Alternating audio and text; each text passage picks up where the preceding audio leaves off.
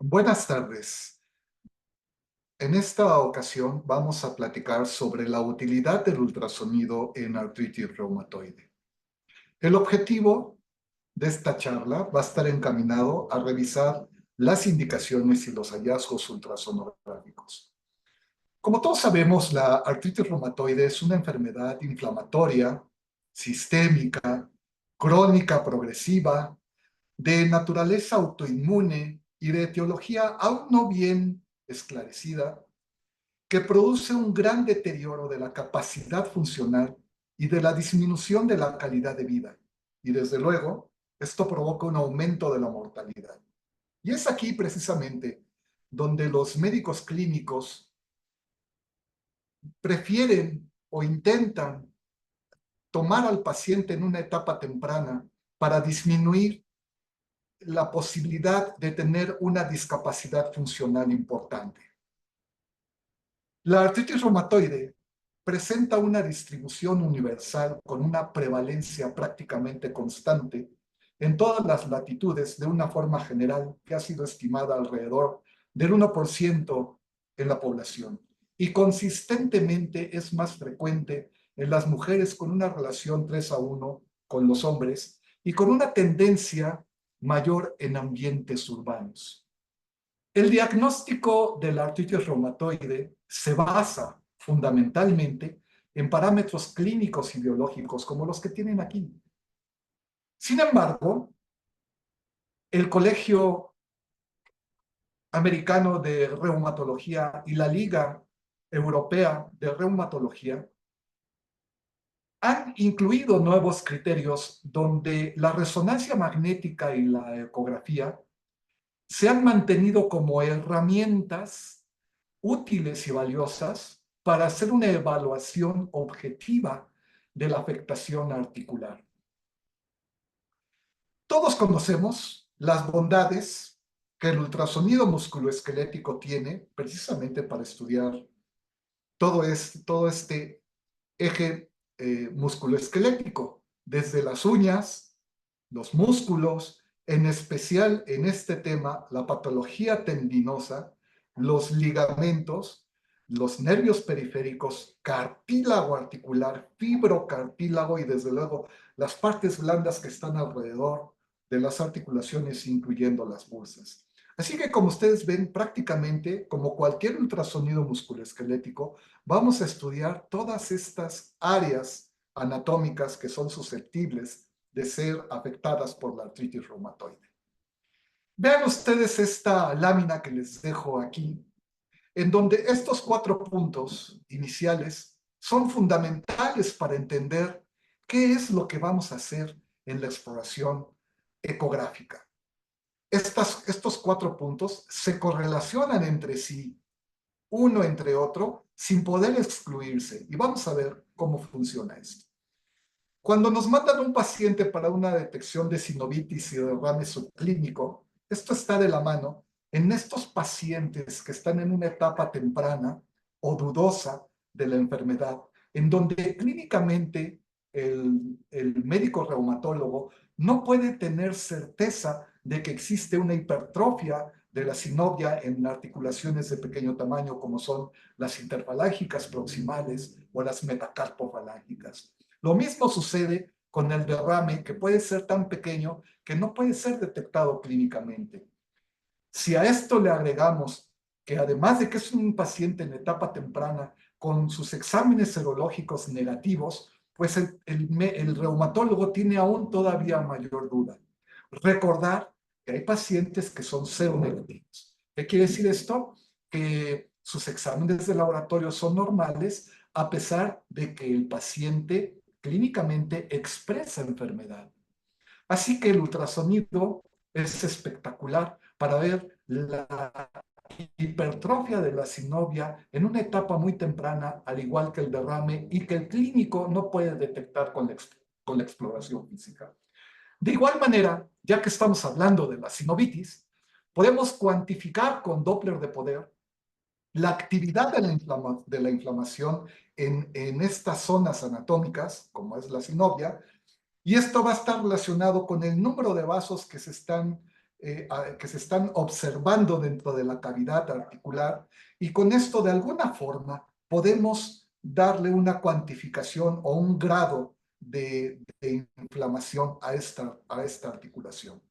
Y de igual forma, ya que estamos identificando estas zonas, la demostración de una erosión ósea que no fue detectada por radiología convencional, y recuerden que estamos hablando de un paciente en etapa temprana.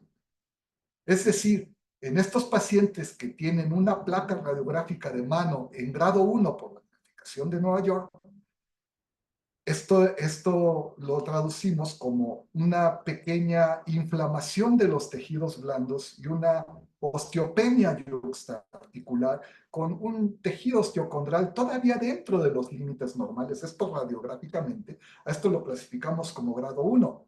Mas, sin embargo, este paciente, cuando le hacemos el ultrasonido, con frecuencia podemos identificar que ya existe una erosión yuxtaarticular o del tejido osteocondral de la articulación metacarpofalángica o interfalángica proximal, no vista por rayos X. Así que como ustedes pueden identificar estos tres puntos, pues básicamente se están estudiando de una sola vez.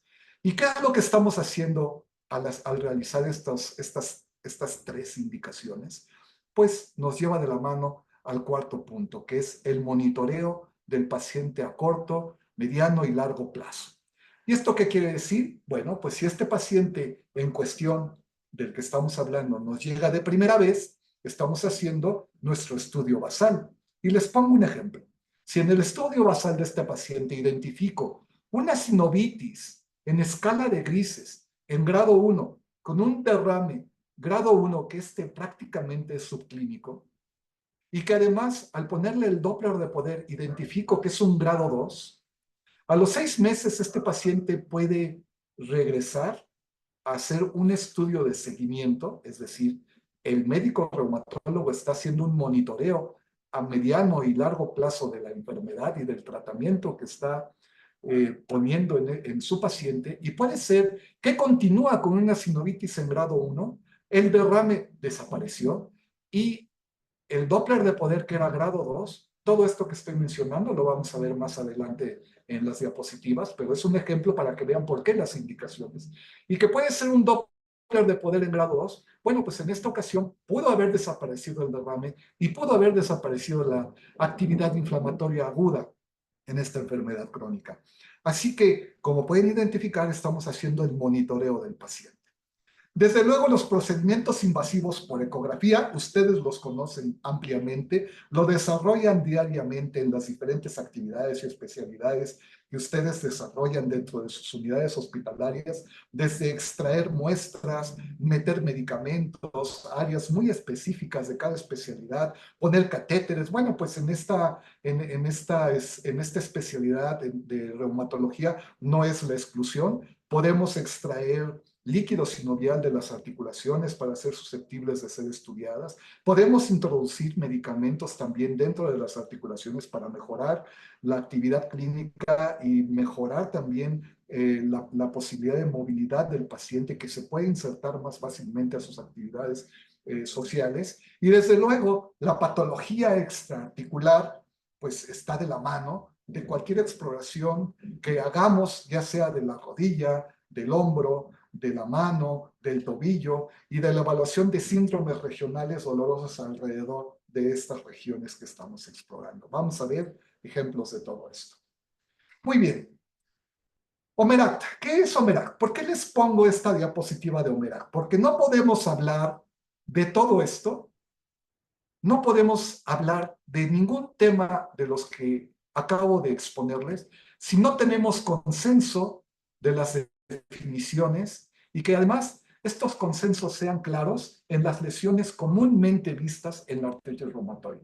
Omeract es un grupo de médicos reumatólogos, patólogos y radiólogos, entre otros más, que se dedican a observar la expresión de la enfermedad en los pacientes que la padecen y poderla definir tanto clínica como radiológicamente. ¿Y por qué digo radiológicamente? Porque no solo es ultrasonográfica, también es radiográficamente y por resonancia magnética. Así que al decir radiológicamente estoy abarcando todos los tópicos de la especialidad de radiología.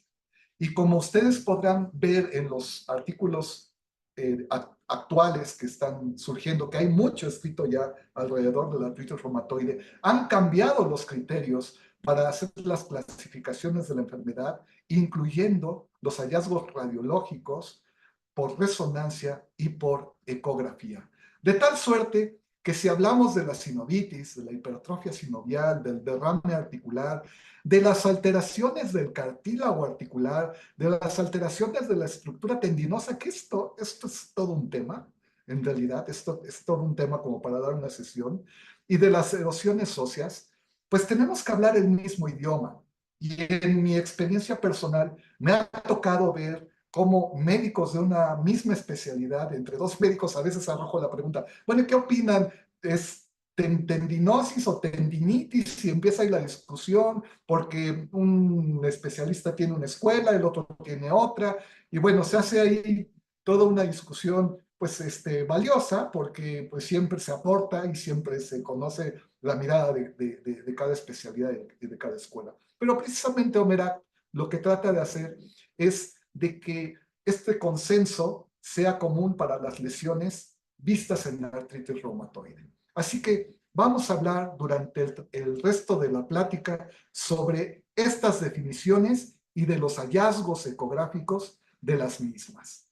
Muy bien, Omerat, ¿cómo define a la sinovitis? Como un área hipoecoica intracapsular que no es comprimible al tacto físico o a través de, en este caso que nosotros hacemos ultrasonido, con el transductor. Y la divide desde 0 grados hasta 3 grados. Es decir, en realidad tenemos una clasificación en 3 grados. Y vean ustedes, el grado normal, prácticamente pues el engrosamiento de la sinovia está por debajo del receso articular, como lo están viendo en esta flecha.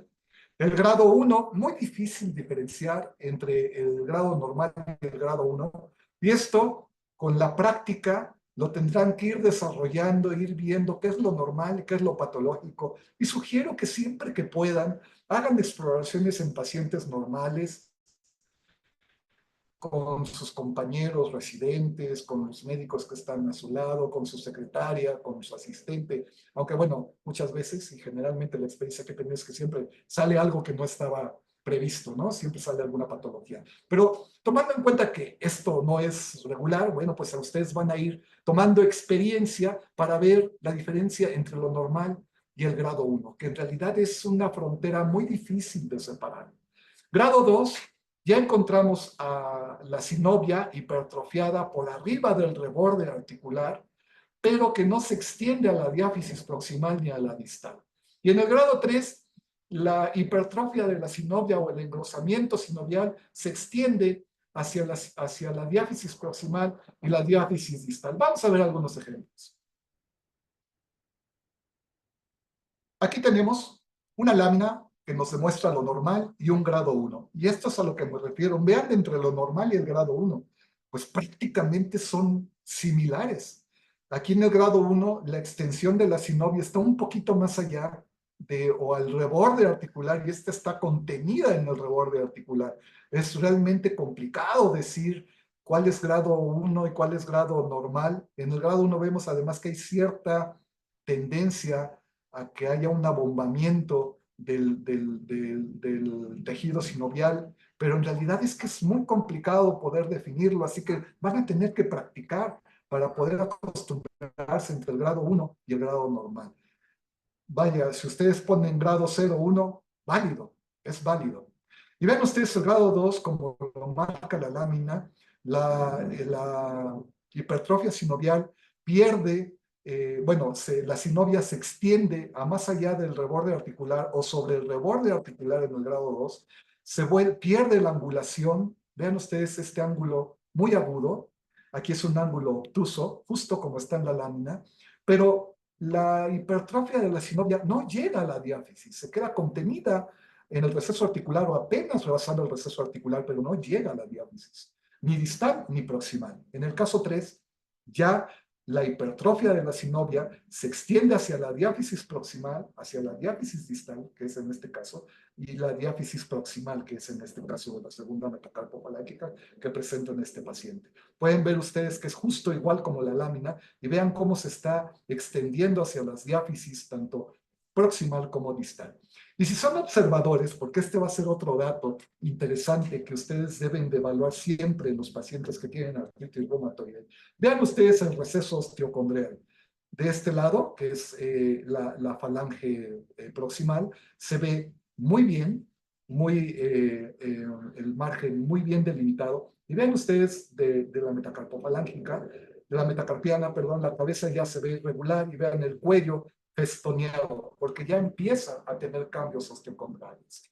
Muy bien, les presento otros casos para que vean que no es tan fácil evaluarlo, hay que hacerlo mucho, hay que repetirlo, hay que acostumbrarse a ver las imágenes, hay que hacer muchos pacientes normales para que ustedes puedan ir evaluando qué sí, qué no, hasta dónde puedo llegar en el grado 1, en el grado normal, y qué diferencia hay entre el grado 2 y 3. A veces es difícil y cuando yo tengo pacientes como estos, pues yo hasta le pongo 2, 3 y este igual, 2, 3, porque bien pudiera ser este un grado 2, pero también un grado 3 y este pareciera un grado 3, pero no se extiende tanto a la diáfisis, está más como en el cuello, ¿verdad? Pero pues este, si lo doy 2, 3, no pasa nada, es un 2, 3. Si además le pongo la caja para ver el Doppler de poder, bueno, pues veo que en este caso, en este paciente de la primera metatarsofalángica, no hubo angiogénesis. Entonces solamente lo clasifico y lo diagnostico como una hipertrofia sinovial grado 2, 3 en escala de grises. Y en este caso, lo mismo. No así en este, que evidentemente es un grado 1, y aquí un grado 1, grado normal, 0,1, pero en este sí es más evidente que es un grado 1. Y bueno, así irán ustedes adquiriendo experiencia. Habíamos definido a la hipertrofia sinovial como un tejido ecogénico intraarticular o hipoecoico o anecoico que no se comprime dentro de un receso sinovial y que puede o no tener Doppler de poder. Bueno, al no comprimir, aquí les traigo un ejemplo para que quede claro, cuando no comprime, vean, esta es una atropia humeral en un paciente que tiene 30 años de artritis reumatoide. Hago la compresión de arriba hacia abajo y simplemente no hay colapso de la articulación. Vean cómo está llena de vellosidades sinoviales. La hipertrofia de la sinovia es muy grande y nunca puedo colapsar el receso articular. Vean, por más que comprimo, lo muevo, pero no hay colapso. Y esto me hace el diagnóstico de precisión de hipertrofia sinovial. Pongo otro ejemplo, el mismo paciente, pero ahora en el codo lateral. Vean ustedes cómo hay angiogénesis, comprimo y la angiogénesis desaparece porque estoy haciendo la compresión, descomprimo y el Doppler vuelve a encenderse, pero jamás puedo hacer que haya una compresión de la cavidad articular. Y esto de lo que me habla es que hay una hipertrofia sinovial importante que además tiene angiogénesis, lo que me sugiere que tiene un proceso inflamatorio agudo dentro de una enfermedad crónica degenerativa. Y así es como lo tienen que describir. Ahora hablemos sobre el uso del Doppler en estas articulaciones y cómo Merak las puede todavía subclasificar. Bueno, pues cuando agregamos Doppler y es negativo, como en este caso que es normal, vean ustedes, pues es el grado 0, muy bien definida la cápsula articular, el tejido de la sinovia muy bien definido, triangular, normal, no en este caso que ya es un grado 2, grado 3, vean ustedes está todavía contenido dentro del cuello de la falange, y no se va hacia la diáfisis, pero en este lado ya empieza a separarte, es un grado 2, pero que además tiene Doppler de poder de 1 a 3 vasos. Y esto sería, fíjense bien, ¿cómo lo interpretarían? Tiene una sinovitis en escala de grises grado 2, 3, o grado 3 si quieren tomar en cuenta con una sinovitis grado 1 al Doppler de poder. Entonces sería paciente que tiene en esta articulación que no dice cuál es, pero vamos a suponer que es la segunda metacarpofalángica, con una sinovitis grado 3 en escala de grises y grado 1 al Doppler de poder. Lo que me dice que este paciente, en este caso, en esta lámina, en esta fotografía, está padeciendo de una enfermedad crónica degenerativa que además tiene Doppler de poder positivo en grado 1, lo que me dice que tiene dolor activo. Si me voy a la lámina C, puedo identificar que hay más de 3 vasos que confluyen, pero que es menos del 50% de la cavidad articular, y lo clasifico como grado 2. Y cuando supera más del 50%, como en este caso que prácticamente es el 100% de la cavidad articular, pues prácticamente es un grado 3. Entonces, grado 0, normal; grado 1, de 1 a 3 vasos; grado 2, menos del 50% de la cavidad articular; y grado 3, por arriba del 50%. Y ahí tienen algunos casos que pude hacer en el centro médico. Este es un paciente que tiene artritis reumatoide de larga evolución. Vean ustedes, es muy interesante porque tiene un derrame articular en grado 3. Tiene una hipertrofia sinovial en escala de grises en grado 1, 2, más 2 que 1, a la escala de grises, pero que cuando le pongo el Doppler de poder tiene por lo menos el 50% de la cavidad articular con angiogénesis. Entonces, este paciente de la segunda metacarpofalángica izquierda, yo diría que tiene una hipertrofia sinovial en grado 2 por escala de grises y grado 2 al Doppler de poder. Y así es como lo titulamos. Cuando le ponemos B-Flow, bueno, pues podemos identificar vasos de menor flujo y podemos decir que en realidad es un grado 3 al Doppler de poder, ¿no? Pero bueno, esta técnica es todavía más especializada. Tenemos otro caso, vean ustedes, el gran derrame articular que está haciendo un colapso de la cavidad, que además se extiende desde la articulación metacarpofalángica, que en este caso es la tercera metacarpofalángica. Vean ustedes la alteración tendinosa que existe en este paciente. Bueno, pues esta es una hipertrofia sinovial en grado 3 en escala de grises, sin duda. Prácticamente abarca toda la diáfisis proximal, casi llega hasta la otra articulación. Pero vean el derrame articular tan importante, que también este es un grado 3 porque prácticamente distendió toda la cápsula articular. Y cuando le ponemos Doppler de poder, pues tenemos por lo menos un grado 1, un grado 2, ¿no? Le ponemos todavía técnica para ver vasos de bajo flujo, y todavía dentro de la metacarpofalángica tenemos quizás un grado 3 ya de proceso inflamatorio agudo por Doppler de poder. Muy bien, vayámonos a otras articulaciones y cómo se afecta también los ligamentos y cómo nos ayuda el Doppler de poder. Y veamos el receso periestiloideo.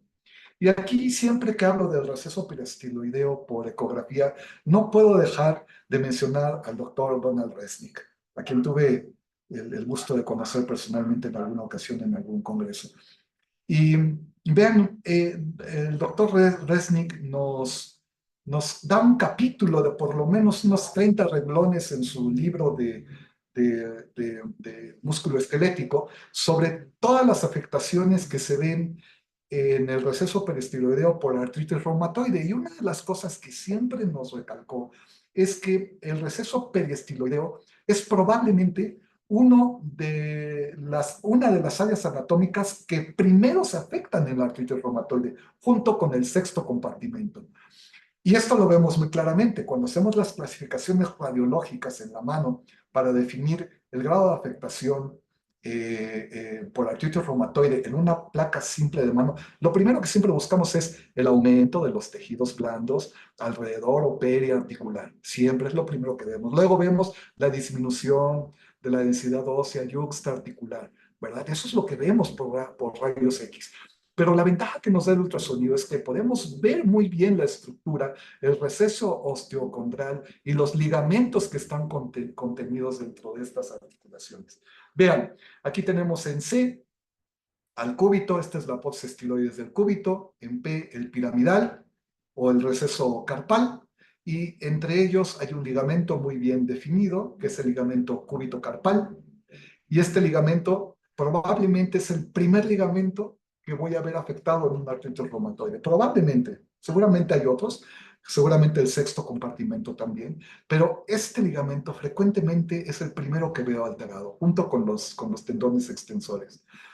Y vean ustedes el tejido sinovial que está dentro de esta articulación muy bien definido. Vean la parte anecoica que está adosada al tejido óseo de la fosa estiloides del cúbito, también muy bien definida. Aquí tenemos otro ejemplo también muy bien definido, pero en este caso, si ustedes son observadores en esta flecha, vean cómo la sinovia se hipertrofia y sale del receso periestiloideo, y es lo que vemos en la placa simple como el aumento de los tejidos blandos periestiloideos. Aquí está, aquí lo estamos viendo. Es lo que traducimos. Y vean el ligamento cúbito carpal, prácticamente se engrosó. Vean cómo está muy bien definido aquí. Aquí prácticamente pierde la definición. Algo de líquido alrededor del ligamento, inclusive dentro del tejido ligamentario.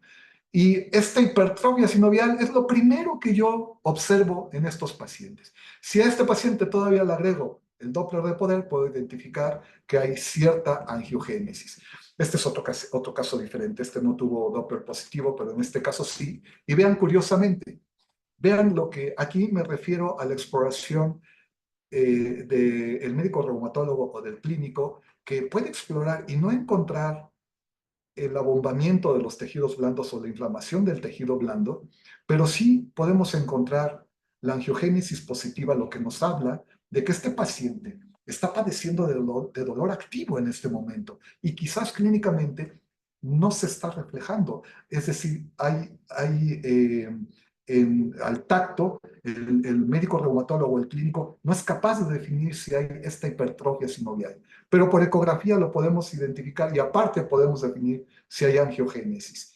Vean este otro caso mucho más avanzado, el ligamento, prácticamente con las líneas ahí medias destruidas, las zonas de inserciones tanto en el cúbito como en la región carpal prácticamente mal definidas. Aquí básicamente hasta se rompió, ya hay una zona de líquido en esta articulación. Vean la hipertrofia del tejido sinovial, totalmente el ligamento cúbito carpal alterado, y estas son de las cosas que vamos a ver fácilmente en el ultrasonido. Esto cuando lo tocamos en el paciente podemos sentir el acolchonamiento, el abombamiento del tejido blando, fácil de identificar clínicamente también.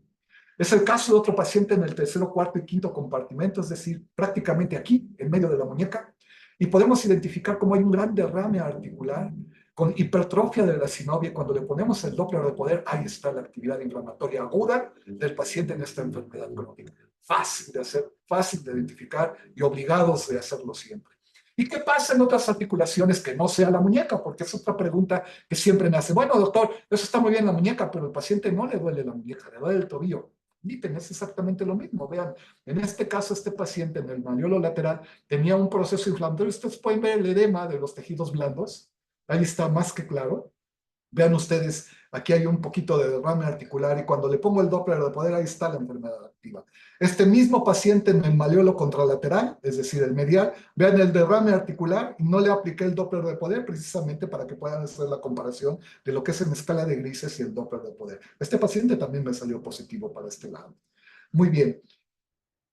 Otro paciente en la fosa olecraniana, en el tendón del tríceps que andaba por acá, mal definido, y vean la fosa olecraniana que debe ser una fosa en forma de U, bien excavada. Aquí hay pérdida ya del receso óseo, y vean ustedes el tejido que debe de ser un gris claro, ya es un gris oscuro por un poquito de líquido alrededor, contenido dentro de la fosa craneana, con actividad inflamatoria aguda demostrada por angiogénesis al Doppler de poder. Muy bien, hablemos de la patología del fibrocartílago. Y aquí recordar que el fibrocartílago es un tipo de colágeno A1 más que colágeno A2. Entonces, es un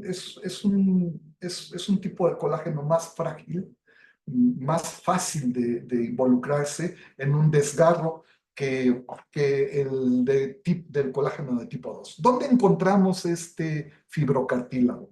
Pues en el labrum glenohumeral, tanto posterior como anterior. Lo vamos a encontrar en el labrum femoral,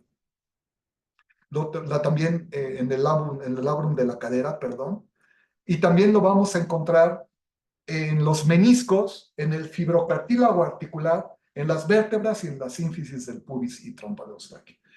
Independientemente de estas que les estoy mencionando, yo en lo personal ya no exploro la sínfisis del pubis, porque generalmente con lo que exploramos es suficiente para demostrar que el paciente tiene una enfermedad activa o no, o que es negativa para artritis reumatoide. Generalmente con las articulaciones que nos mandan los reumatólogos a explorar es más que suficiente. A mí, que el paciente me diga específicamente, doctor, me duele la articulación de la sínfisis del pubis, me duele la articulación de la mandíbula, me duele. Entonces, bajo estas circunstancias especiales hago ese tipo de exploración. Y ven ustedes, aquí tenemos un labrum que lo tenemos cerrado y aquí lo tenemos esbozando, es el mismo paciente, y cuando lo tengo cerrado en la posición habitual en que lo exploramos, puedo ver que pierde su imagen triangular. Me llama la atención que está festoneado el receso que da hacia la cabeza humeral, y esto me llama la atención. Cuando hago el esbozo, cuando hago el examen dinámico, puedo identificar que hay un gran derrame articular, y vean ustedes cómo el labrum glenohumeral posterior está totalmente roto. Es el caso de otro paciente que también cursaba con artritis reumatoide, y este paciente, vean ustedes el labrum de la cadera o del labrum femoral muy ensanchado, abombado, con tendencia a la extrusión, con algunas áreas hipoecoicas o anecoicas dentro el tejido del labrum, lo cual me está hablando de un sufrimiento del tejido. Otro paciente con también artritis reumatoide que no tenía tanto tiempo de evolución, pero ven el abombamiento, la extrusión del labrum, lo cual esto es totalmente patológico. En la rodilla podemos identificar esto. Todos estos pacientes tuvieron artritis reumatoide. Y ven ustedes aquí una lesión intrasubstancial del menisco muy bien definida. La podemos medir, inclusive tenía algo de actividad de la enfermedad. Estos desgarros pueden ir desde muy pequeños como estos o desgarros que comprometen importantemente la sustancia intrameniscal, o como estos que prácticamente pues ya es un tejido fibrótico, y vean ustedes cuando hago la exploración del otro lado, pues prácticamente roto. Aquí una lesión que abarca del cóndilo femoral al tibial, y bueno, todo esto se puede clasificar y podemos cuantificar de alguna forma el tipo de desgarro que hay. Vamos ahora hacia lo que es el fibrocartílago triangular en la muñeca. Vean, se explora en esta zona, en longitudinal y en transversal. Yo siempre lo hago primeramente en longitudinal. Y pueden ustedes identificar en este paciente, son pacientes diferentes, pero vean, este paciente que tenía artritis reumatoide, el sexto compartimento, pueden ustedes identificar el patrón del tendón abierto, hipoecoico, no bien organizado en esta zona, lo cual me estaba hablando ya que empezaba a tener un sufrimiento de los tendones. No así el fibrocartílago triangular, conformado por el menisco homólogo, el ligamento colateral cubital y el ligamento luno-piramidal, que ecográficamente no los podemos diferenciar uno del otro, esto solamente por resonancia magnética. Y esto es muy importante porque cuando estas regiones las tenemos bien conformadas, generalmente el sexto compartimento, que lo encontramos aquí también, generalmente siempre está bien conformado. Cuando lo encontramos así, generalmente también está desgarro del ligamento transverso que contiene el sexto compartimento, y entonces lo vemos luxado. O en maniobras dinámicas podemos ver cómo de su posición habitual se puede luxar. Así que cuando tenemos estas luxaciones del sexto compartimento, yo sugiero que siempre se vayan al fibrocartílago triangular y que lo revisen, porque generalmente cuando tenemos una luxación del sexto compartimento, tenemos también alteración del fibrocartílago triangular. Si a este además le pongo Doppler de poder, pues vean, activo, me está hablando de la agudización inflamatoria de este paciente en una enfermedad crónico-degenerativa. Más que claro. Muy bien, hay otros ligamentos que vamos a ver en el tercero, cuarto y quinto compartimento. Tenemos el ligamento intercarpiano dorsal, este es normal, y tenemos el ligamento escafolunar, vean ustedes muy triangular, escafolunar, y el ligamento intercarpiano dorsal, esto es lo normal, así lo debemos de encontrar. Y vean ustedes cuando tenemos artritis reumatoide ya de una evolución crónica, este ligamento, como todos los ligamentos, pierde su fibroestructura bien conformada, ligamentaria, las líneas muy bonitas, ecogénicas, ven ustedes ya todas hipoecoicas con líquido, inclusive dentro de los ligamentos, y estos vasos de neoformación que no deben de estar ahí, y alrededor de las partes blandas que tampoco deben de estar ahí. Y vean ustedes el líquido de alto contenido celular en el retináculo del que es el tercero, del segundo, tercero y cuarto y quinto compartimento, del tercero, cuarto y quinto compartimento, perdón, corrijo. Y vean, además, el ligamento escafolunar, que aquí se ve muy bien, en estos dos casos ya hay paso de trabécula ósea de una articulación a otra en los huesecillos del carpo, los cuales se fusionan y se pierde inclusive la cavidad donde iría el ligamento escafolunar.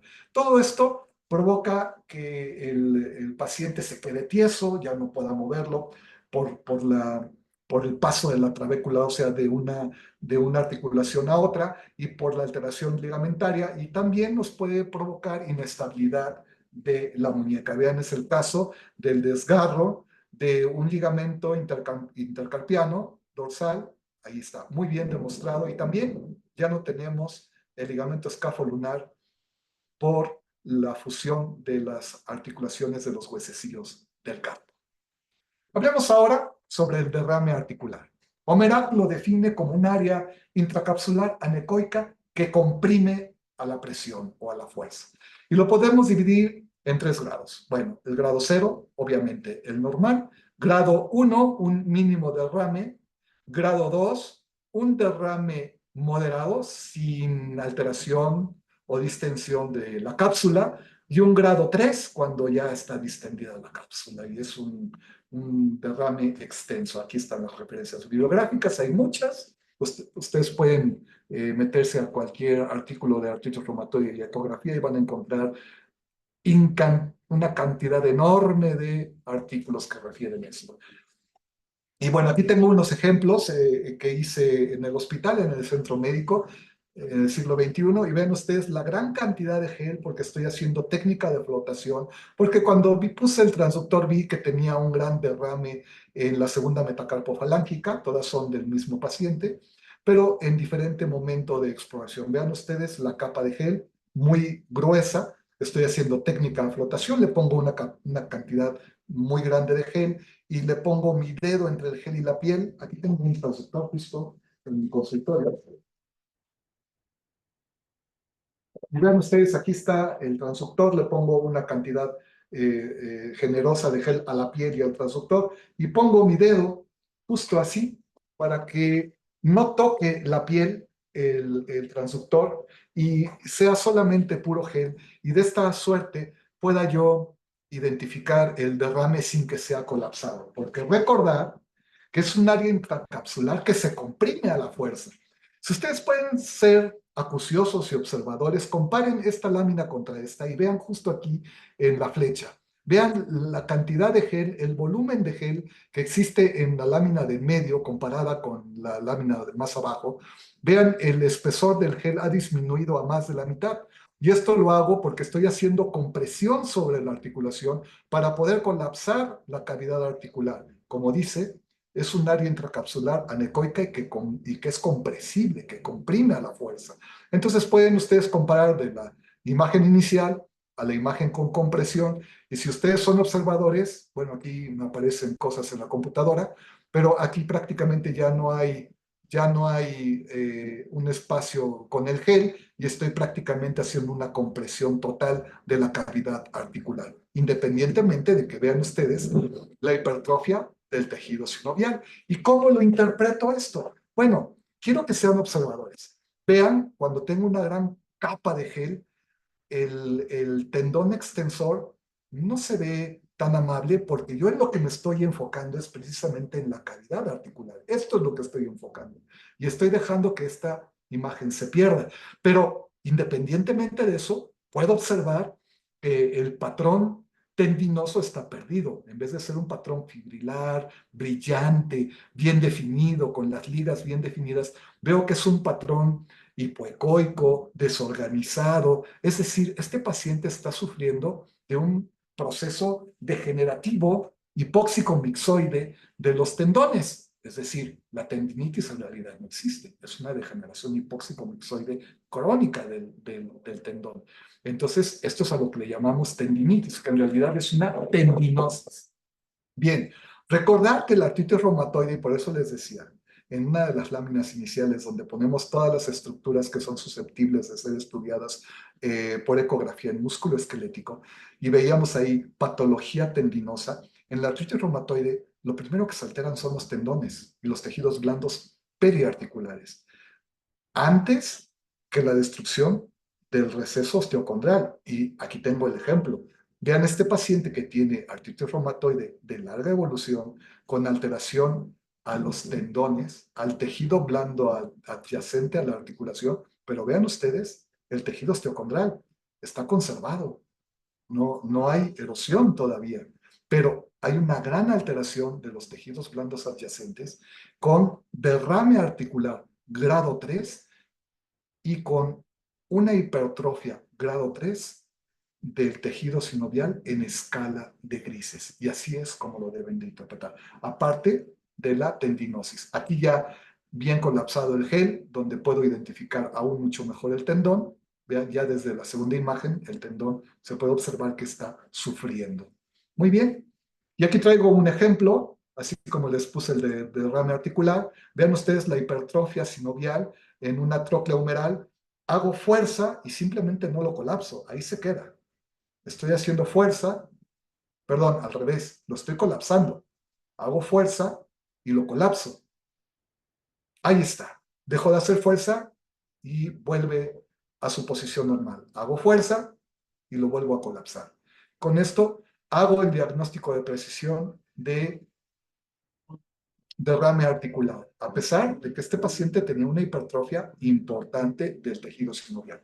Pero vamos a ver ahora qué encontramos en otras articulaciones y qué grados de derrame vamos a encontrar. Bueno, pues esta clasificación en grado 0, 1, 2 y 3 aplica para las metacarpofalángicas y para las interfalángicas proximales.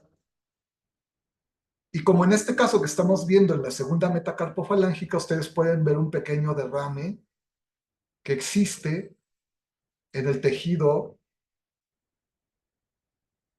de la sinovia, aquí señalado con las flechas, y esto es un grado 1. Aquí tenemos un grado 1, 2, y vean ustedes que hay ciertas estructuras como el cartílago articular que todavía se mantienen bien. Bueno, pues estos son hallazgos tempranos de artritis reumatoide. Yo cuando veo estas imágenes en un paciente, empiezo a sospechar que este paciente sí va a ser positivo para artritis reumatoide. Y ya cuando veo estas imágenes, pues me quedo todavía con más seguridad de que el paciente sí va a salir positivo. Esta es una rodilla y vean ustedes el aumento del grosor del espacio articular por el aumento de la presión. Esto es secundario al derrame articular. Hay mayor presión en la articulación y esta aumenta de tamaño. Y este es el tobillo, en la tibia astragalina, justo en la parte anterior del tobillo. Aquí debe de haber una línea así como esta, divisoria entre la tibia y el astrálago, muy bien definida, y ustedes pueden identificar esta zona tan importante de derrame articular.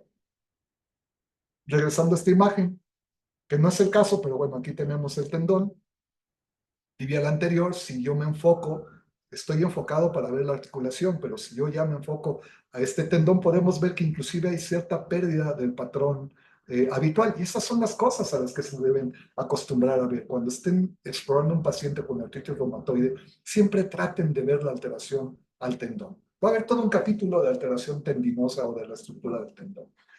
Hablemos ahora sobre las alteraciones del cartílago articular. Y estas pueden variar, así como el derrame articular, que podemos encontrar en derrame articular en pequeñas articulaciones como en grandes articulaciones. También podemos encontrar alteración de la estructura del cartílago articular en pequeñas articulaciones como las metacarpofalángicas, interfalángicas proximales, pero también como en el de la rodilla, en el codo, en el pie, y las tenemos que ver independientemente cada una en su cada zona y tener que describir de acuerdo a los hallazgos que encontramos. Bueno, los hallazgos que están descritos en Omerac son eh, disminución focal del espesor del cartílago. Y miren, aquí tenemos un ejemplo. Estas son metacarpofalángicas, las tres. Esta es tomada de un artículo para que ustedes puedan identificar el asterisco. Es el cartílago articular muy bien definido. Entre la parte más superior del cartílago vamos a encontrar siempre esta línea ecogénica en cualquier articulación.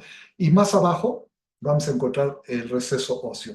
Y entre esta línea ecogénica superior y la línea ecogénica inferior vamos a encontrar una banda negra. Esto es lo normal y esto es el grosor del cartílago articular. En articulaciones tan pequeñas como las interfalángicas proximales y las metacarpofalángicas, no hay una clasificación como tal, pero podemos hacerlo subjetivamente. Si nos acostumbramos a ver lo que es normal, vamos a identificar lo que es patológico. Pueden ustedes observar que esta está más o menos conservada y de este otro lado, que es la distal, vamos a observar que se ha perdido el grosor. Inclusive se empieza a festonear. Y de este lado prácticamente los dos están perdidos y quizás se empieza a tener un poquito de derrame articular. Y vean ustedes, la hipertrofia de la sinovia está rebasando el reborde articular y aquí contenida, pero ya perdió el ángulo agudo y se está volviendo obtuso. Todos estos datos más, el derrame articular, aquí un poquito de derrame articular, pérdida del espesor del cartílago articular, sin duda, este paciente tiene artritis reumatoide, sin duda. Bueno, veamos algunos otros ejemplos. Aquí tenemos una troclea humeral normal para que puedan comparar contra articulaciones que no son normales. Todas estas son rodillas. Y vean ustedes lo que es normal. Les decía, siempre vamos a encontrar una imagen ecogénica por arriba de la banda anecoica, que es, digamos, la parte más superficial del cartílago, y la parte más profunda, otra línea ecogénica que es el receso óseo. Esto negro, lo anecoico, es el espesor del cartílago articular. Una vez que tenemos entendido qué es lo normal, podemos identificar lo que no es normal. Ustedes pueden identificar que aquí hay en este caso, pueden identificar que hay cierta distensión de la cápsula articular de la rodilla. Seguramente este paciente tiene un derrame articular. Pero vean ustedes la pared mal definida, festoneada, que cuando nos vamos acercando al receso medial, lateral, esta se vuelve más festoneada, más engrosada y empieza a perder el espesor natural y normal del cartílago articular. Como lo vemos aquí, este es muy homogéneo, así debemos de verlo en todas las articulaciones. Y aunque son articulaciones diferentes, trocla, humeral y rodilla, es un buen ejemplo de lo que es normal, de lo anormal. Aquí tenemos otro caso que es muy similar a este. Vean ustedes las paredes festoneadas, engrosadas, ecogénicas. Ya no es la imagen anecoica del cartílago articular, del espesor del cartílago, ya es como ecogénico o isoecoico al tejido adyacente de los tejidos blandos, y aparte tiene estas excavaciones que son erosiones óseas. Cuando le ponemos el Doppler de poder, con mucha frecuencia podemos encontrar positividad dentro de las erosiones. Aquí tenemos un engrosamiento de la pared eh, eh, del cartílago articular con un cartílago articular ecogénico, es anecoico, lo que me está hablando de un proceso de sufrimiento del cartílago articular. Y en este caso, el espesor del cartílago articular prácticamente se perdió y en este caso pues también. Para que vean cómo vamos a encontrar diferentes situaciones y esto también en la rodilla es susceptible de hacer una clasificación. Pero por lo pronto me conformo con que quede claro que en las alteraciones del cartílago articular va a haber una disminución focal del espesor del cartílago. Volvemos, ahora sí, este es un cartílago de una rodilla normal contra patológicos. Y vean, disminución focal o difusa de su espesor. Aquí es focal y difusa del espesor, si lo comparan, región lateral contra región lateral. Vean lo normal contra lo patológico. Ahí está, muy bien aplicado. Irregularidades del margen superficial del cartílago articular y del tejido osteocondral. Bueno, pues ahí está más que claro. Vean cómo está engrosado, festoneado, y vean ustedes cómo la ecogenicidad ha cambiado. Vean ustedes aquí el margen muy bien definido, ecogénico, y todavía en la parte medial donde ya no tengo tanto el efecto de no colocar la sonda correctamente, vean aquí muy bien definido, pues nada que ver con esta zona. Y estas todavía aún con mayor grado de afectación. Vean ustedes, de la mitad del cartílago hacia el receso medial, prácticamente el cartílago ha desaparecido. Y en este es total. Y así es como lo exploramos. Muy bien. Una vez que hemos entendido al menos la parte básica, la parte fundamental de cuáles son los cambios que vamos a encontrar en el cartílago articular, bueno, pues ahora sí podemos hacer una clasificación en la rodilla. Grado 0, el normal. Grado 1, una leve pérdida de la agudeza de las interfaces del cartílago y o de la ecogenicidad aumentada del cartílago. Bueno, pues aquí no hay ningún leve, pero pudiéramos decir que a lo mejor este es leve. La ecogenicidad se perdió, ya la hipoecogenicidad se perdió, ya es ecogénica. Los márgenes que deben de ser muy bien definidos como este, vean el margen, muy bien definido, pues aquí está festoneado, grado 1, ¿verdad? Grado 2A, cambios moderados. Además de los cambios descritos en el grado 1, que son leves, va a haber un adelgazamiento local o menor del 50% del espesor. Entonces veamos, si este es el 100% del espesor en este caso, en este paciente, pues aquí tenemos que disminuyó por lo menos un 50%, pero no más del 50%. Entonces este es un grado 2A. 2B, adelgazamiento local mayor del 50%, pero menos del 100%. Entonces, probablemente aquí ya tenemos un adelgazamiento mayor del 50%, pero todavía no hay un colapso del 100%. Y un grado 3, cambios degenerativos graves con pérdida del espesor del cartílago articular. Y así es como lo veríamos en una placa radiográfica. Muy bien. Hablemos de la erosión ósea. Igual, la erosión es susceptible de ser medida. Omerac la define como una interrupción de la superficie ósea visible en dos planos ortogonales, es decir, tanto en el longitudinal como en el transversal. Y se estima midiendo de un cráter al otro. Y las podemos definir en muy pequeñas, menores de 1 milímetro, en pequeñas de 1 a menos de 2, medianas de 2 a menos de 4 y grandes por arriba de 4. Y así, tan fácilmente, ponemos el caliper de un lado al otro pues digamos, del cráter, y ahí está la medición, y ya con esta medición pues podemos ver que esta es mediana. Y así podemos ir, punto 19, pues entra en las pequeñas, y ahí nos vamos. Hay otra forma de clasificarla, grado 0, que es una superficie regular, como esta. Grado 1, una irregularidad del hueso, pero sin formación de defectos vistos en dos planos ortogonales, aquí está. Este es el grado 1. Grado 2, formación de un defecto visto en dos planos, aquí está en longitudinal y en transversal. Lo vemos en dos planos, aquí no están midiendo, simplemente están diciendo, lo veo en dos planos, y hay un grado 3 cuando lo veo en dos planos, pero además lo veo en una gran extensión. Aquí están las referencias bibliográficas. Y bueno, llegamos al tema de la primera o de las primeras diapositivas donde les decía que cuando vemos una clasificación radiológica de una mano, y como es en este caso, pues prácticamente yo diría pues que está normal. Bueno, si soy observador, a lo mejor aquí hay un poquito de aumento de la densidad de los tejidos blandos yuxtaarticulares, y pues a lo mejor aquí la cápsula articular, pues tengo duda. Hay, eso sí, una disminución de la densidad ósea alrededor de las articulaciones, y aquí me queda duda, hago una ampliación y ya no me queda duda, francamente, si hay un aumento de la densidad ósea, hay una disminución generalizada de los espacios intersomáticos, algunos quistecitos interóseos, quizás son vasos, en fin. Pero si veo el tejido osteocondral, lo veo hasta bien definido, pero aunque no lo crean, este paciente le hice el ultrasonido justo aquí y vean lo que encontré.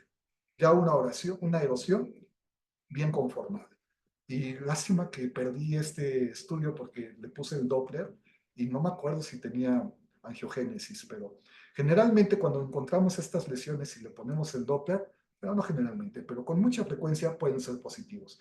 Y vean lo que yo decía que era normal, resultó que había una erosión.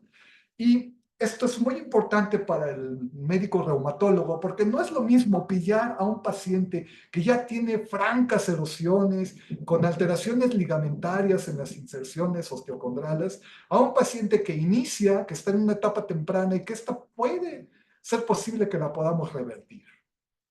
Ahora hablemos sobre las lesiones tendinosas y este es todo un tema.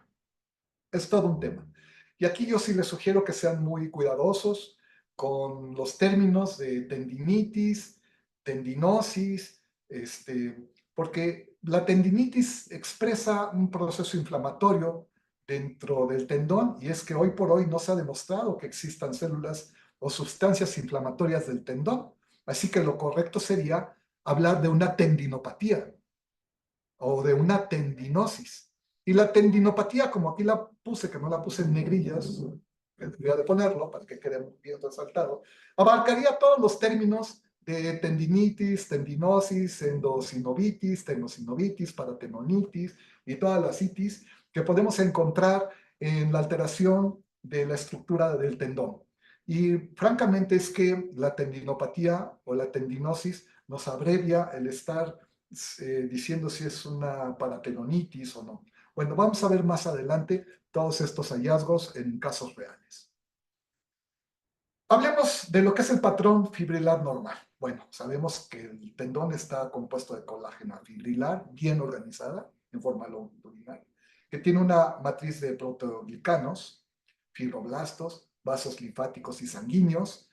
El tendón normal es de color blanco brillante con textura fibra elástica firme, que está condicionada prácticamente por todo lo que ya les mencioné. Y entonces, ecográficamente, esto es lo que vamos a ver. Vean ustedes, una formación ecogénica, fibroelástica, bien paralelas, bien conformadas y bien estructuradas, como lo estamos viendo aquí.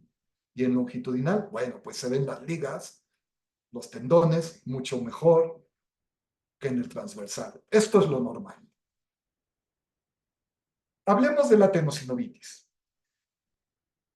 Es la distensión de la vaina de los tendones.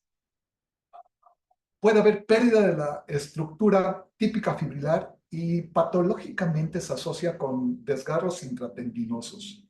Es decir, cuando nosotros vemos una tenosinovitis, no solamente estamos viendo el líquido dentro de la vaina del tendón, sino que intratendinoso vamos a encontrar zonas anecoicas que a veces no les ponemos atención porque ya sabemos que hay líquido, pero esas líneas anecoicas o hoyitos anecoicos no son más que la pérdida de la estructura fibrilar típica, es decir, desgarros intratendinosos, las soluciones de continuidad por rupturas parciales o totales.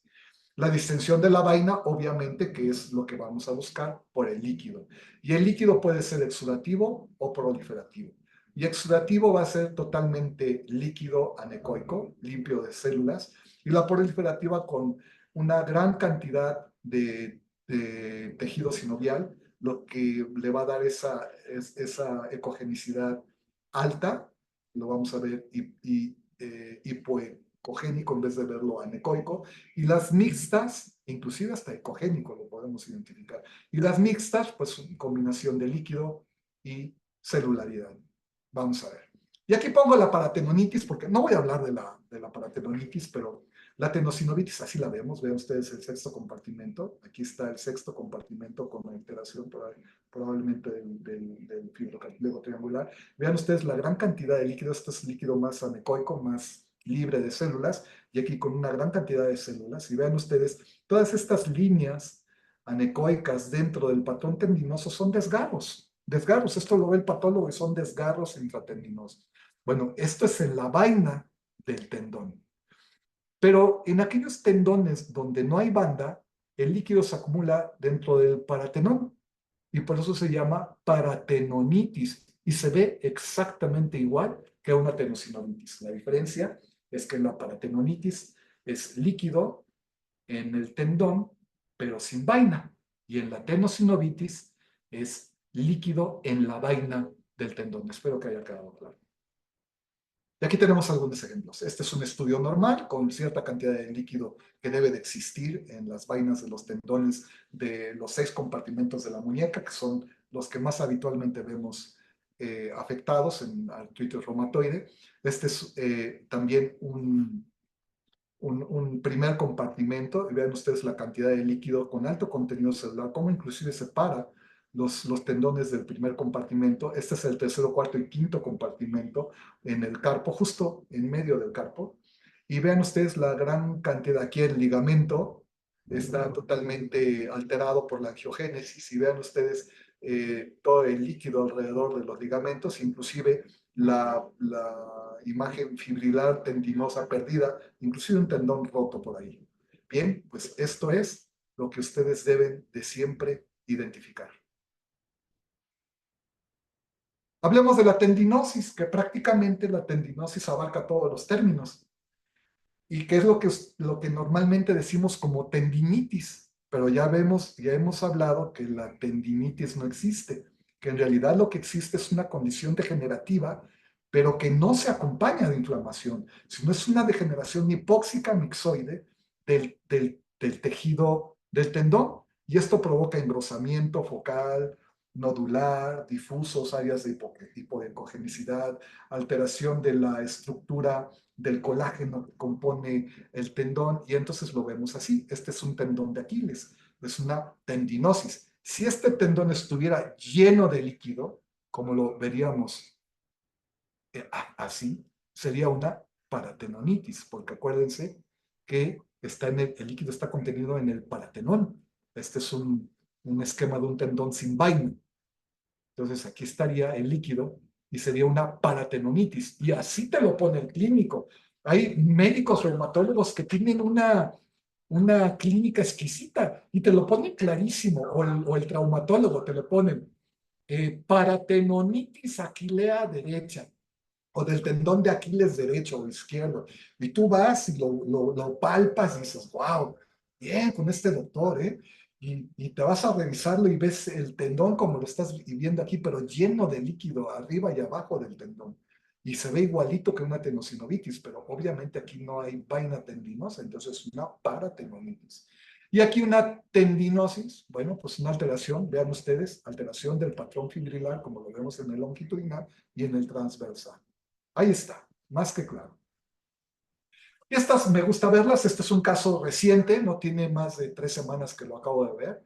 Un paciente con artritis reumatoide de larga evolución que me lo mandan para identificar las alteraciones estructurales que tiene en la mano, y puede identificar en el primer compartimento que el tendón abductor lo veo partido, lo veo en dos, veo 3 tendones en vez de ver 2, en vez de ver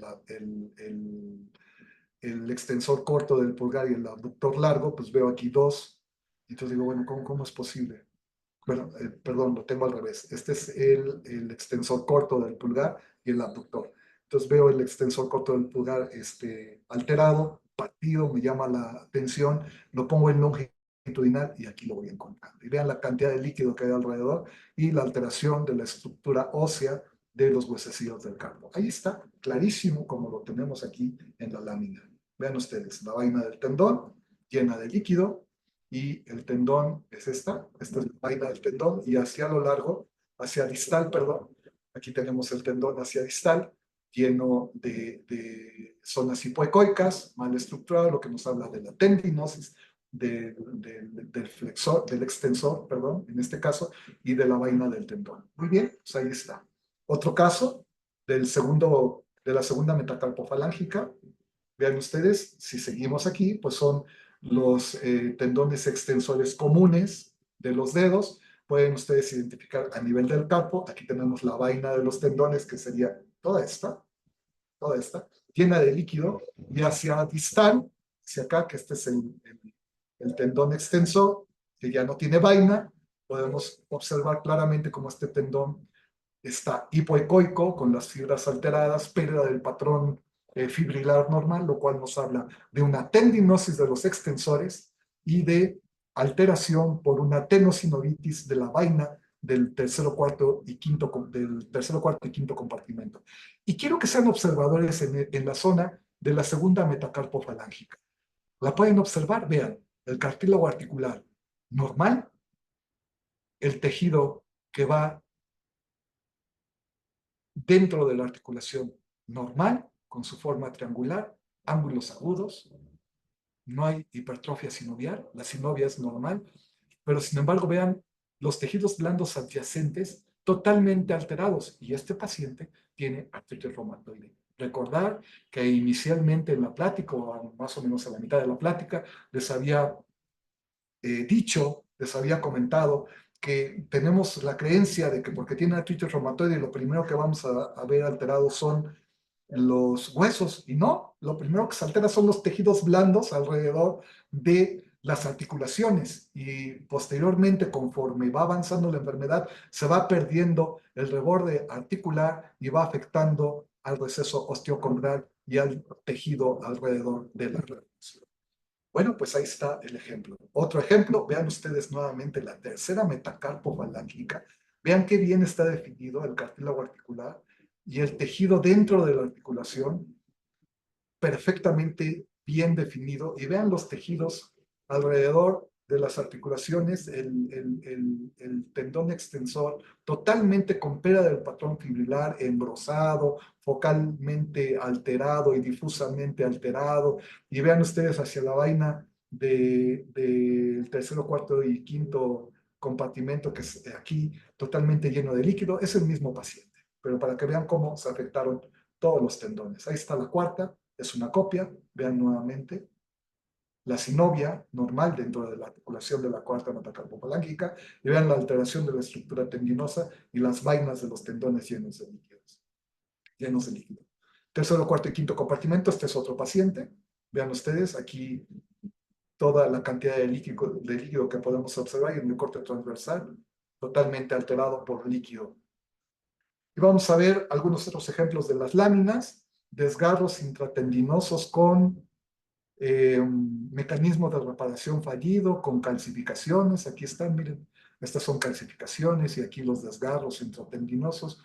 Aquí tenemos un sexto compartimento que es prácticamente una copia de esto, vean, ahí mal reparado, y un desgarro del tendón del bíceps que es prácticamente igual. Les pongo el tendón del bíceps porque creo que es el que más acostumbrados están a ver, un desgarro de espesor total.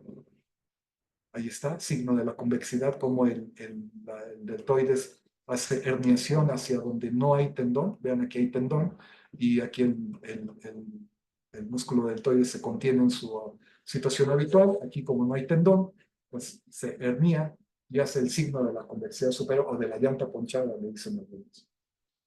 Aquí tenemos otros ejemplos. Vean ustedes la fractura del tendón que ya les había mencionado anteriormente y la gran cantidad de líquido y otros desgarros, para que puedan, es el mismo paciente, para que puedan verlo, justo como lo ponen en la lámina. Aquí está el desgarro, vean, justo, ahí está.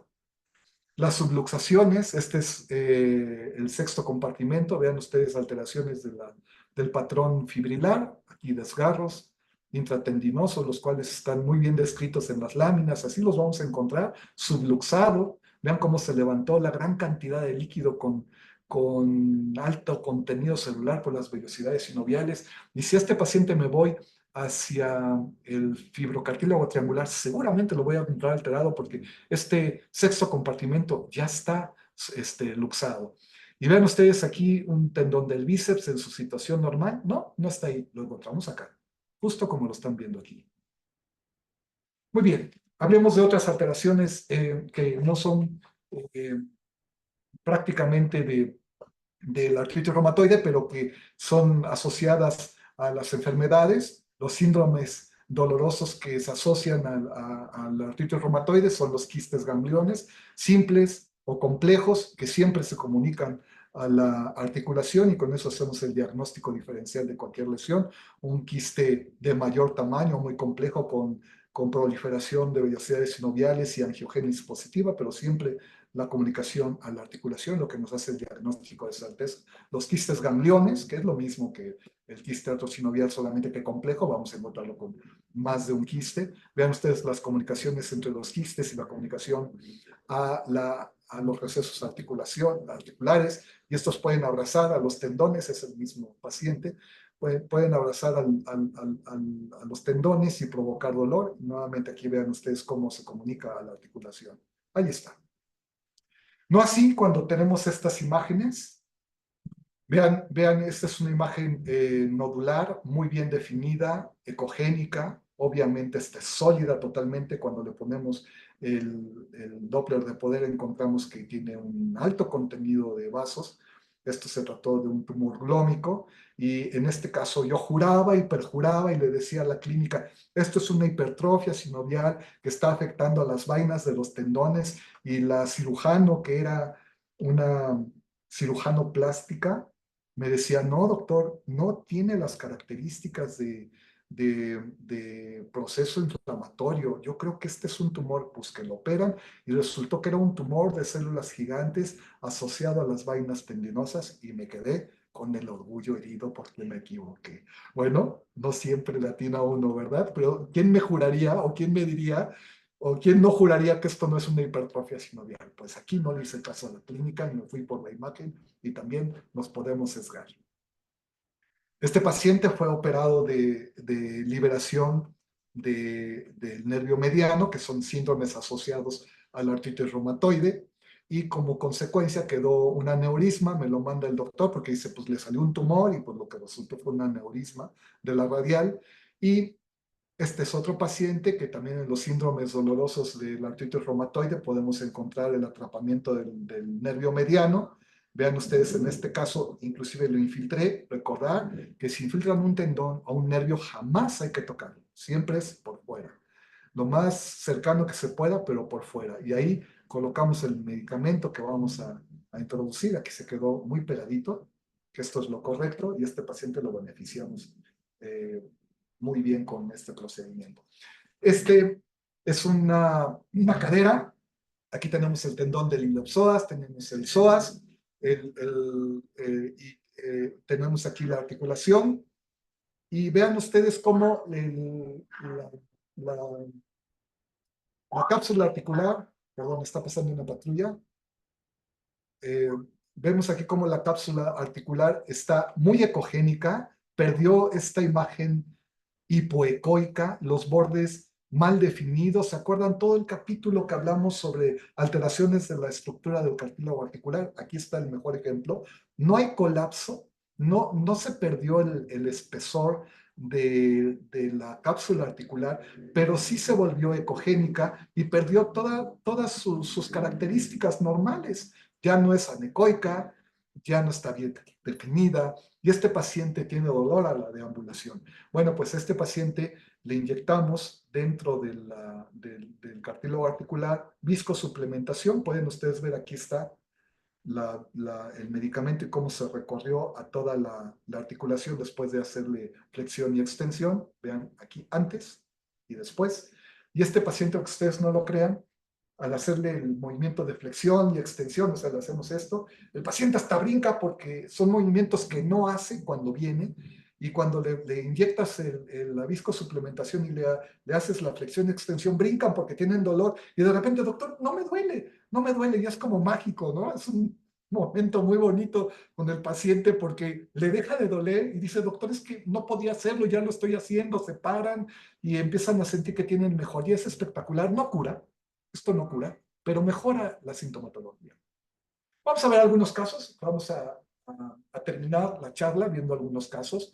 Vean ustedes, este es un solo paciente y vean toda la exploración que hice tanto de la mano derecha como también parte de la izquierda. Y pueden ustedes ver primero la alteración de las partes blandas. Aquí fueron los tendones extensores, en este caso de la cuarta interfalángica proximal. Vean, lo primero que se altera siempre son los tejidos blandos, pero en este caso ya empieza a haber alteración del tejido osteocondral. La primera metacarpofalángica, vean todo el líquido que hay alrededor de los tendones extensores de la primera metacarpofalángica, ya el tejido dentro de la articulación de la primera metacarpofalángica ya totalmente distendido, pierde la forma aguda habitual, ya es obtusa, con líquido alrededor del tejido que se contiene dentro de la articulación. Y vean ustedes, esto es un derrame grado 1 y probablemente un grado 2 por escala de grises en en el tejido intraarticular. Entonces, así lo tienen que interpretar. Y vean ustedes aquí toda la hipertrofia de vellosidades sinoviales, toda perdida en los huesos del carpo, el líquido alrededor de los tendones del tercero, cuarto y quinto compartimento, el Doppler positivo. Y bueno, pues esto hay que interpretarlo así. Vean ustedes aquí el tejido osteocondral totalmente perdido en la tercera interfalángica de la mano izquierda. Vean la alteración de la estructura tendinosa y vean la sinovia, aunque pareciera que no está tan hipertrofiada, pero lo que sí está alterado es la estructura osteocondral. No como aquí, que el tejido sinovial ya está totalmente redondeado en un grado 2, como les había dicho, un grado 2 de hipertrofia sinovial en escala de grises con un grado 2 de derrame articular. Y así es como lo tenemos que interpretar con sus tendinosis de los extensores. Vean ustedes además en este paciente en la mano izquierda todo el angiogénesis que se pudo identificar. Aquí no es sexto compartimento, es tercero, cuarto y quinto. Aquí se me fue el título. Este es otro paciente que tenía afectada la mano izquierda y la mano derecha no tenía dolor. Algunas veces me dicen, es que el artritis reumatoide siempre es bilateral. Le digo, sí, generalmente termina bilateral, pero puede iniciar unilateral, ser saltatoria, a veces afecta una mano, un codo, una rodilla, la mano contralateral, el tobillo izquierdo, la mano derecha, y se vuelve saltatoria y al final viene afectando las dos articulaciones en forma simétrica, bueno, en forma simétrica, y este es un caso unilateral. Vean la mano izquierda, el retináculo de los flexores, con gran cantidad de líquido. Vean aquí los flexores superficiales y los flexores profundos, totalmente separados por la gran cantidad de líquido, que además tenía una angiogénesis muy marcada. Y comparativamente contra el lado contralateral, pues no había líquido o escasa cantidad de líquido en el retináculo de los flexores, pero además en el lado afectado, que era el izquierdo, tenía un nervio mediano con punto 13 comparado con punto 6 del lado derecho, lo que me dio positividad para síndrome del túnel del carpo. Otro ejemplo, no tan espectacular como los que les he puesto, porque no siempre los vamos a encontrar tan demostrativos, pero vean ustedes, en el primer compartimento, la estructura fibrilar totalmente desalineada, desajustada, eh, no bien conformada, con líquido en la vaina tendinosa, muy bien delimitado, Doppler de poder positivo. Aquí un barrido extendido del segundo y primer compartimento para comparar el líquido, vean ustedes, en longitudinal y en transversal, también el segundo compartimento, pero además en este paciente encontré un síndrome del túnel del carpo bilateral, más afectado el lado derecho con punto 19 comparado contra el izquierdo de punto 17. Ambos son patológicos. Otro caso, no tan espectacular como los que les he puesto, pero lo hago con esa intención para que vean que no siempre lo vamos a encontrar como en los libros o como se los pongo en la plática. A veces vamos a encontrar aquí en el receso peristiloideo, también aquí no le quité el título, este es el receso peristiloideo, apófisis estiloides, y ven ustedes apenas una angiogénesis aquí el ligamento, todavía se observa más o menos conservado, ya hacia el receso carpal empieza a tener alteración, pero vean ustedes, aquí está el ligamento, ¿no? Más o menos normal. Y vean ustedes la angiogénesis que empieza a formarse. Aquí sí, tercero y cuarto compartimento empieza a tener angiogénesis, tercero, cuarto y quinto compartimento, angiogénesis, en longitudinal, transversal, longitudinal. Y ven ustedes el sexto compartimento totalmente lleno de líquido, con alto contenido celular. Y vean la hipertrofia de la sinovia en la tercera metacarpofalángica, si bien se contiene dentro del receso articular, ustedes dirán, ¿ese es un grado 1 o normal? No. Aquí estamos viendo que hay hipoecogenicidad, perdió la angulación, ya no es agudo, ya no es ángulo agudo, es ángulo obtuso. Bueno, el ángulo es obtuso, ya no es agudo, se pierde esa imagen clásica, y aquí hay un poquito de líquido, y pues esto es positivo, total y absolutamente para el artritis reumatoide. Me voy dejándoles la última frase, donde dice que la ecografía se ha convertido en una herramienta poderosa para la detección temprana de la enfermedad, el diagnóstico diferencial y la orientación de la decisión del tratamiento y el seguimiento del tratamiento en artritis reumatoide. Pues agradezco su atención, espero haber aumentado sus dudas y con mucho gusto estoy para servirles.